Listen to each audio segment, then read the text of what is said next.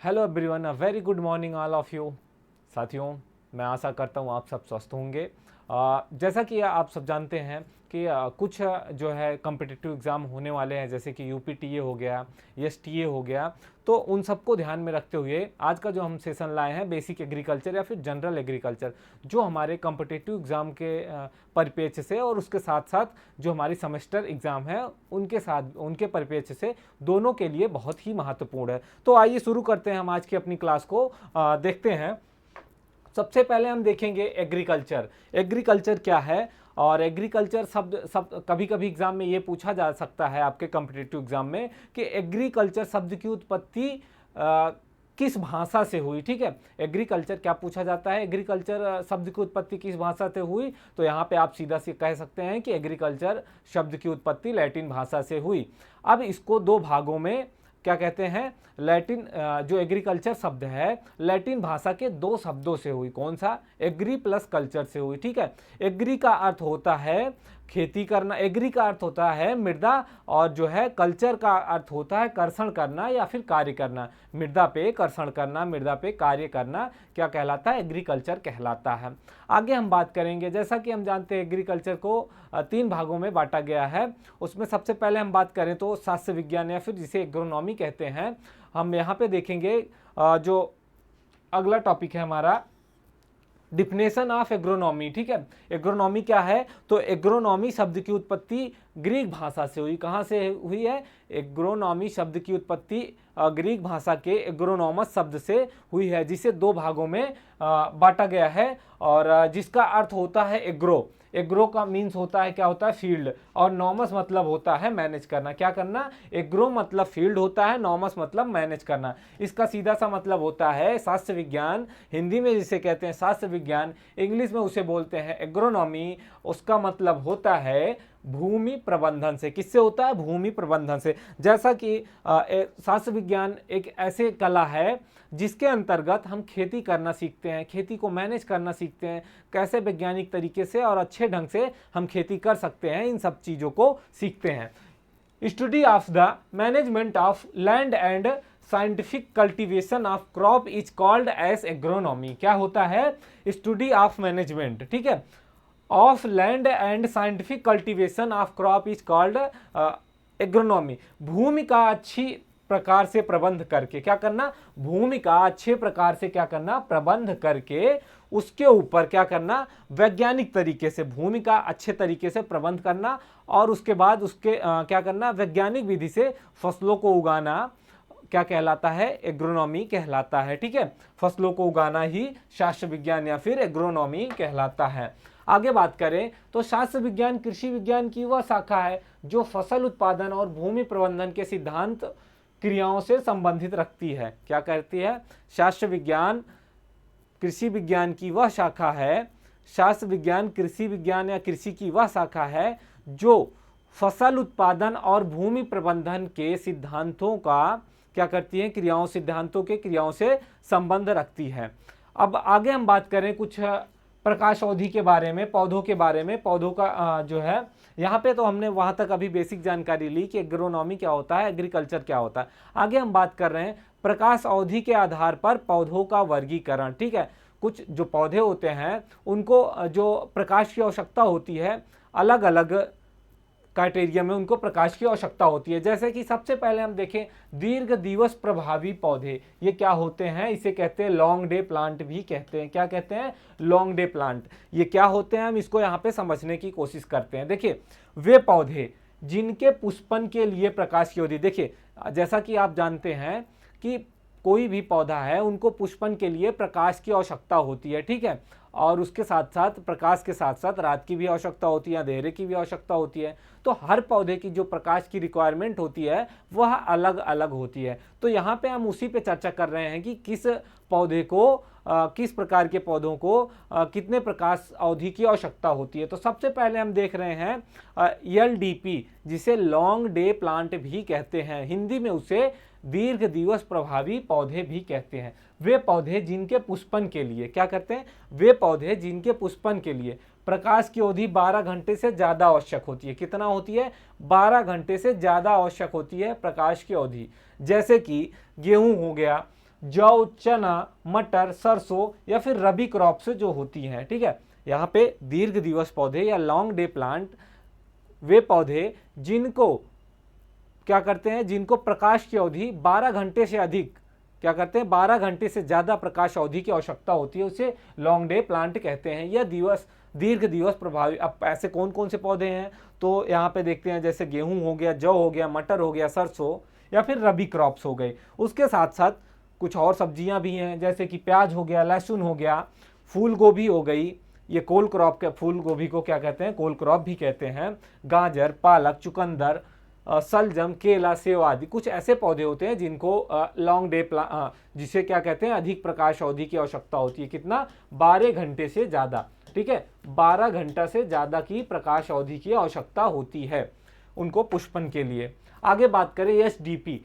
दीर्घ दिवस प्रभावी पौधे। ठीक है, शॉर्ट डे प्लांट जिसे कहते हैं। ये सवाल आपसे अक्सर पूछा जाता है कि शॉर्ट डे प्लांट किसे कहते हैं, तो शॉर्ट डे प्लांट वे पौधे जिनको पुष्पन के लिए क्या करना होता है, जिनको पुष्पन के लिए प्रकाश की जो अवधि होती है लगभग 12 घंटे से कम की प्रकाश अवधि की आवश्यकता होती है, उसे क्या कहते हैं, एसडीपी कहते हैं। क्या कहते हैं, एसडीपी, या फिर कहते हैं शॉर्ट डे प्लांट। क्या कहते हैं, शॉर्ट डे प्लांट। ठीक है, इसको भी आप ध्यान रखिएगा, नहीं कंफ्यूजन होता है कि एसडीपी क्या है। ठीक है, शॉर्ट डे प्लांट। अब शॉर्ट डे प्लांट कौन कौन से हैं, तो शॉर्ट डे प्लांट जैसे कि धान हो गया, बाजरा हो गया, ज्वार हो गया, या फिर खरीफ फसल जो होती है। ठीक है, कौन सी, खरीफ फसल। देखिए, जो लॉन्ग डे प्लांट थी, एलडीपी था, एलडीपी में हमने वहां पे देखा था कि रबी क्रॉप्स, जो रबी क्रॉप्स थी, रबी की फसलें थी, वह उसके अंतर्गत आती थी। किस में आती थी, एलडीपी में, लॉन्ग डे प्लांट में।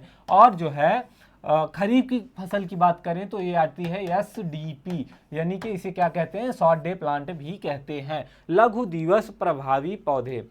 और कुछ सब्जियों की बात करें तो जैसे शकरकंद हो गया, बीन हो गया, स्ट्रॉबेरी हो गया, अनानास हो गया, कॉफ़ी हो गया, कुछ फल भी हैं जिनको जो है कम प्रकाश अवधि की आवश्यकता होती है। आगे बात करें आईडीपी, मध्य दिवस प्रभावी पौधे। ठीक है, इंटरडे प्लांट। ठीक है, इंटरडे प्लांट वे पौधे जिनके पुष्पन हेतु प्रकाश की अवधि 13 घंटे आवश्यक होती है। ठीक है, जैसे गन्ना हो गया। कुछ ऐसी फसलें हैं जिनको मध्यवर्ती दिवस प्रभावी पौधे या फसलें भी कहा जाता है। ऐसी पौधे क्या होती हैं, ऐसी फसलें जो जिनको प्रकाश अवधि 13 घंटे की आवश्यकता होती है, 13 घंटे प्रकाश की आवश्यकता होती है, उन्हें क्या कहते हैं, उन्हें कहते हैं मध्यवर्ती दिवस प्रभावी पौधे। जैसे कि गन्ना हो गया, कौन सा हो गया, गन्ना हो गया। गन्ना एक ऐसी फसल है जिसको जो है 13 घंटे प्रकाश की आवश्यकता होती है। कितना, 13 घंटे, लगभग 13 घंटे प्रकाश की आवश्यकता होती है गन्ना को पुष्पन की क्रिया के लिए। आगे हम बात करेंगे तो आगे हम देखते हैं यहाँ पे डीएनपी, दिवस निप्रभावी पौधे। क्या है, दिवस निष्प्रभावी पौधे, वे पादप या वे पौधे जिनको पुष्पन पर प्रकाश अवधि की कोई आवश्यकता नहीं होती है। क्या होता है, कुछ ऐसे भी पादप होते हैं, कुछ ऐसे भी पौधे होते हैं जिनको बिल्कुल भी प्रकाश की आवश्यकता नहीं होती है। ठीक है, जैसे हम बात करें कपास हो गया, सूरजमुखी हो गया, भिंडी, टमाटर, मिर्चा, और उसके बाद कुकरबिट्स हो गया, राजमा हो गया, पपीता, अमरूद, क्या होता है, इन पर क्या होता है, प्रकाश अवधि का कोई भी प्रभाव नहीं पड़ता है। किस पे, कपास, सूरजमुखी, बैगन, टमाटर, मिर्ची, और उसके साथ साथ कुकरबिट्स, राजमा, पपीता, अमरूद, कुछ ऐसी फसलें हैं या सब्जियां हैं जिनको प्रकाश अवधि का कोई फर्क नहीं पड़ता। कितना भी उनको प्रकाश मिल जाए, कितना ज़्यादा से ज़्यादा मिल जाए और कितना कम से कम मिल जाए, वो अपनी पुष्पन क्रिया, अपना जीवन वृद्धि वो करते रहेंगे अपने हिसाब से। ठीक है, आगे हम चर्चा करते हैं कुछ फलों के कुलों के बारे में। ठीक है, फसलों के कुलों के बारे में, फसलों की फैमिली के बारे में। तो यहाँ हम एक नज़र में देखते हैं कि कुछ ऐसी जो फसलें हैं, कुछ फसलें हैं जो एक ही फैमिली से बिलोंग करती हैं। वो कौन कौन सी हैं, जैसे कि आरंडी हो गया, रतनजोत और आंवला हो गया। ये ऐसी फसल हैं, ऐसे पौधे हैं जिनको फैमिली की बात करें तो ये यूरोफोबिएसी फैमिली से बिलोंग करते हैं। वहीं आगे बात करें सौंफ, गाजर, जीरा, धनिया की, तो ये अम्लीफेरी या फिर एपीएसी से बिलोंग करते हैं। आगे बात करें जूट या फलसा की, तो ये टीलिएसी फैमिली से बिलोंग करते हैं। किस फैमिली के होते हैं, जूट और फलसा, ये टीलिएसी फैमिली के होते हैं। वहीं सूरजमुखी और कुसुम की बात करें तो ये कंपोजिटी होती हैं। कौन सी? कंपोजिटी फैमिली से बिलोंग करती हैं। कौन सा? कंपोजिटी फैमिली या फिर स्टोरेसी कहते हैं। वहीं अगर तंबाकू, आलू, टमाटर, बैगन, मिर्च की बात करें, ये जो तीनों फसलें चारों हैं, कौन कौन सी? अब ध्यान रखिएगा, टमाटर हो गया, आलू हो गया और उसके बाद मिर्च हो गया, ठीक, बैगन हो गया, ये पांचों फसलें जो हैं ये एक ही फैमिली से बिलोंग करती हैं और उस फैमिली का नाम है सोलेनेसी। जैसा कि ये अक्सर ऐसा भी सवाल पूछा जाता है कि आलू किस फैमिली की फसल है, किस फैमिली से बिलोंग करता है, या फिर तंबाकू, टमाटर, मिर्चा, बैगन। तो ये सारे आप ध्यान रखिएगा कि ये पांचों फसलें ऐसी हैं जो एक ही फैमिली से बिलोंग करती हैं। उस फैमिली का क्या नाम है साथियों? सोलेनेसी, ठीक है। आगे बात करें कपास, भिंडी, पटसन की, तो ये मालवेसी से बिलोंग करती हैं। किस फैमिली से बिलोंग करती है? मालवेसी फैमिली से। वहीं आगे हम बात करें सरसों, मूली, सलजम, पात गोभी और फूल गोभी, ठीक है, ये क्रूसीफेरी से बिलोंग करते हैं। किस फैमिली से? क्रूसीफेरी फैमिली से बिलोंग करते हैं। देखिए इसमें कुछ कोई ऐसी चीज़ है नहीं जो समझाया जाए, इसको जो है आप याद रखेंगे, ये याद करने वाली चीज़ें हैं। जैसा कि इसको हमने समराइज किया हुआ है अच्छे से, तो आपको आसानी होगी इसको याद करने में। आगे बात करें हम शकरकंद की, तो ये है कोनवोलोनेसी, और तिल की बात करें तो ये पीडिलेसी से है। मेथी हो गया, और जितनी भी दलहनी फसलें हो गई, रिजिका, बरसीम जो हो गया, ये होता है लेगुमिनेसी। किस फैमिली का होता है? लेगुमिनेसी फैमिली का होता है, ठीक है। यहाँ पे इसको ध्यान रखिएगा। सबसे पहले यहाँ पे ध्यान रखिएगा दलहनी फसलें। ये सवाल पूछा जाता है कि दलहनी फसलें किस फैमिली की होती हैं, तो यहाँ पे लेगुमिनेसी फैमिली से जितनी भी दलहनी फसलें आती हैं, और उसके साथ साथ मेथी हो गया, रिजिका और बरसीम भी क्या होता है? वो आते हैं लेगुमिनेसी फैमिली में बिलोंग करते हैं। आगे बात करें कुछ जो खाद्यान्न है उनमें प्रोटीन की, कि किस खाद्यान्न में कितने प्रोटीन का क्या कंटेंट पाया जाता है, प्रोटीन की कितनी मात्रा पाई जाती है और कौन सा प्रोटीन पाया जाता है। तो आइए बात करते हैं हम सबसे पहले चावल की, ठीक है। चावल की बात करते हैं कि चावल में प्रोटीन का प्रतिशत कितना होता है। तो चावल में जो प्रोटीन का प्रतिशत मापा गया है वो है 6 से 7%। कितना? और अगर सबसे ज़्यादा किसी किस्म में प्रोटीन पाई जाती है, प्रोटीन परसेंटेज पाया जाता है, तो वह एकमात्र किस्म है चावल की जिसका नाम है साबरमती। क्या नाम है उसका? साबरमती। एकमात्र ऐसी किस्म है जिसमें सबसे ज़्यादा प्रोटीन प्रतिशत पाया जाता है। आगे हम बात करें कौन सी प्रोटीन पाई जाती है, ठीक है। आपसे यह भी सवाल पूछा जाएगा कि चावल में प्रोटीन परसेंट कितना पाया जाता है और उसके साथ साथ कौन सी प्रोटीन पाई जाती है, प्रोटीन का नाम क्या है। तो यहाँ पे आप बताएंगे ओराइजीन। क्या है दोस्तों? ओराइजीन। एक बार फिर से याद करिएगा, इसको ध्यान दीजिएगा कि चावल में 6 से 7% प्रोटीन की मात्रा पाई जाती है, और सबसे ज़्यादा जो प्रोटीन पाया जाता है वो साबरमती किस्म है चावल की, उसमें पाया जाता है, और जो प्रोटीन का नाम है उसे ओराइजीन कहते हैं। वहीं बात करें मक्का की, तो मक्का में लगभग 10% पाया जाता है। कितना? 10% प्रोटीन प्रतिशत पाया जाता है। अब इसी के साथ साथ यह भी देखते हैं कि कौन सी प्रोटीन पाई जाती है, या फिर जो मक्का में प्रोटीन पाई जाती है उसका नाम क्या है। तो मक्का में पाई जाने वाली जो प्रोटीन है उसका नाम क्या है? जीन है। क्या कहते हैं उसको? जीन कहते हैं।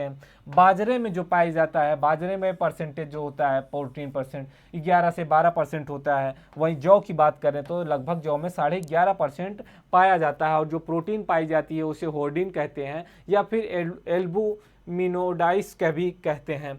गेहूं की बात करें तो गेहूं में 11 से 12% प्रोटीन की मात्रा पाई जाती है, और जो प्रोटीन पाया जाता है प्रोटीन का नाम है ग्लूटीन, या फिर मालविका में 16% सबसे ज़्यादा पाया जाता है। आगे हम बात करें तिलहनी फसलों की, कि तिलहनी फसलों में प्रोटीन की मात्रा कितनी पाई जाती है। तो सबसे पहले जो सोयाबीन है, सोयाबीन को देखते हैं। जो तिलहनी फसलें हैं उसमें सोयाबीन भी आता है तिलहनी फसलों में। तिलहनी फसलों का मतलब समझ रहे, वे फसलें जिनसे हमें तेल प्राप्त होती हैं, ठीक है। तो तिलहनी फसलों में सबसे ज़्यादा अगर प्रोटीन किसी भी फसल में पाया जाता है तो वह है सोयाबीन। सोयाबीन में लगभग 40 से 42% प्रोटीन पाया जाता है, और इसे क्या कहते हैं? बोनलेस मीट भी कहते हैं। क्या कहते हैं साथियों? Boneless meat. इसको ध्यान रखिएगा कि ये भी पूछा जा सकता है ऐसा सवाल कि बोनलेस मीट किसे कहते हैं। क्या कहते हैं? बोनलेस मीट किसे कहते हैं? तो बोनलेस मीट कहते हैं हम सोयाबीन को, और सोयाबीन में जो प्रोटीन की मात्रा पाई जाती है वो है 40 से 42%। मूंगफली की बात करें तो मूंगफली में 26% पाया जाता है, तिल में 18 से 20% प्रोटीन की मात्रा पाई जाती है। अलसी में भी प्रोटीन की मात्रा ज़्यादा पाई जाती है, लगभग 36% प्रोटीन की मात्रा अलसी में पाई जाती है। वहीं कुसुम की बात करें तो कुसुम में जो प्रोटीन कंटेंट मिलता है वह प्रोटीन परसेंट जो है वह 40 से 45 के बीच में पाया जाता है। कितना? 40 से 45 के बीच में प्रोटीन कंटेंट पाया जाता है। वहीं हम आगे बात करते हैं दलहनी फसलों में प्रोटीन की मात्रा।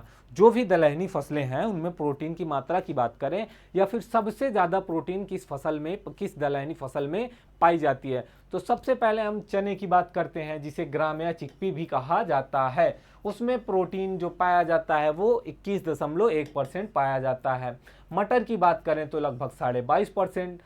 चावल या फिर चावला या फिर जिसे काउपी भी बोलते हैं लगभग 23.4% प्रोटीन की मात्रा पाई जाती है। ब्लैक ग्राम या फिर उड़द, ठीक है, ब्लैक ग्राम या फिर उड़द में 24%। मूंग जिसे ग्रीन ग्राम भी कहते हैं उसमें 25%। लेंटिल या मसूर में भी 25% पाया जाता है। अगर अरहर की दाल की बात करें जिसे पिजन पी भी कहा जाता है तो उसमें 21 से 25% तक प्रोटीन की मात्रा पाई जाती है। तो साथियों हमने यहाँ पे डिस्कस करा कि कौन सी फसल में दलहनी फसलें जो हैं उनमें प्रोटीन की क्या मात्रा है या फिर खाद्यान्न फसलें जो हैं उनमें प्रोटीन की क्या मात्रा पाई जाती है। तो आज की जो हमारा सेशन है, आज का जो हमारा क्लास है, हम इसको यहीं पे समाप्त करते हैं। मिलते हैं एक नए क्लास में एक नए टॉपिक के साथ। जय हिंद, जय भारत।